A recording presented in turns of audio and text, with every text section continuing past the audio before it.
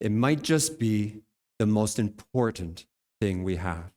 Imagine yourself, you're out in the desert and you've been walking for days and you come up along a settlement.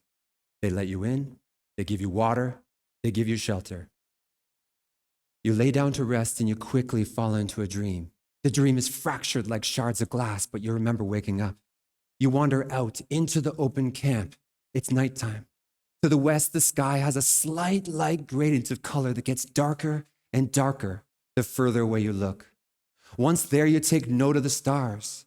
They're all shining as patchwork of a whole. Every one of them contributes to the story of the sky. In front of you is a fire, a group of people sitting around it, and there's one person keeping the attention of the crowd. There's something about everyone's posture that tells you this person is worthy of their attention. As you walk nearer to the fire, their words begin to become clearer. Their pace, their gestures, their eye contact, they're all presenting to you a feeling. You realize that you care about what they have to say. You become lost in their story, so much so you totally forgot how close you came to death and dehydration mere hours before. And just when they're about to become audible, you remember taking a children's literature class in university. You learned about oral storytelling traditions. You continue to learn about indigenous stories and their commentary on life and meaning. You remember reading the gruesome stories compiled by the Brothers Grimm. You learned about the typical situation, problem, resolution, moral, story arc prevalent in any story. You learn that stories are typically occurring in patterns of threes so people can remember and retell such stories and keep them alive for others to share. You recall thinking that the purpose of story is to bring people together and connect over the human experience. Sprung from this class, my family began this tradition of telling oral stories by the campfire. We all take turns. My daughter's favorite is the true story of the Three Little Pigs. My wife's classics are King Midas and The Raven Steals the Light. My son is still trying to figure out which story he wants to tell.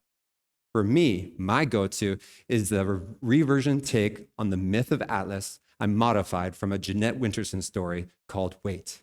In it, Hercules takes the world from Atlas's shoulders, and Atlas gets to live out the beauty of life before returning to his punishment. Everything I learned about the structure, development, and delivery of story was disguised as my family's storytelling pastime. But even more than that, it brought my family together. In keeping with the importance of story and human connection, a few years ago during my family's gap year, we read a book called Cloud Cuckoo Land, written by Anthony Doerr. In it, the myth of Aethon unfolds throughout. Aethon begins as a shepherd, but when he learns of a utopian city in the sky called Cloud Cuckoo Land, he thinks it will be the answer to his unhappiness. All he has to do is turn into a bird and fly up into the sky. The myth itself has themes and motifs that have been retold for generations. Doerr weaves in hubris and humility, witches and wizards, human to animal transformations, golden towers amongst the clouds, and tortoises that swim around with honey cakes on their backs. In Cloud Cuckoo Land, the myth emerges to the characters at a time when they need it most. The myth itself encounters countless circumstances that almost wipe out its entire existence. Although it was represented as a stone tablet, a moldy book, carried as a memory to be retold, a hidden digital book, and noted carefully onto tiny scraps of paper, somehow this myth stays alive. It stays alive in a timeline across numerous settings and to countless characters all over the world. As my family and I continued to read it, we realized that Aethon being turned into a donkey or a crow on his way to this said utopia wasn't the most important theme of the book. The parts of the book that kept our attention most was the persistence of this myth as it struggled to stay alive. And every character, upon being exposed to it, was given a window to the human experience. And that became each character's resilience to struggle and their motivation to push onwards. All of a sudden, we're back at the fire.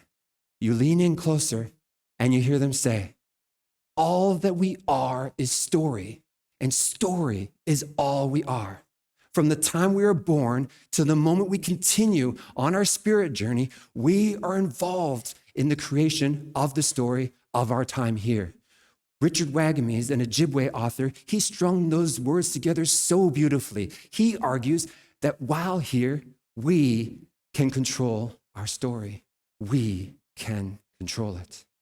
Yuval Noah Harari adds on to it and he says, storytelling is our superpower.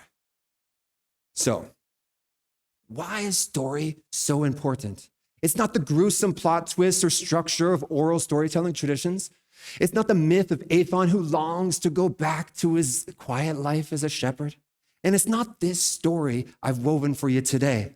It's what we do upon hearing the story. Our power is not just storytelling.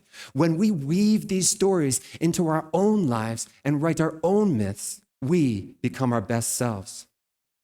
And when we share these stories, we help others to become their best selves. The power is in sharing and in action. All we are is story, and storytelling is our superpower. But most specifically, storytelling helps us connect to the common thread of human experience, both past and present. Humans need stories because they will always be a lifeline to the human experience, and they catapult us into writing the stories of the future. So all I can say is thank you for sharing these stories with me today. And thank you for letting me share my story with you. But I've been thinking, what will you do with these stories? Because in this world where issues abound, we need storytelling to make us all our better selves.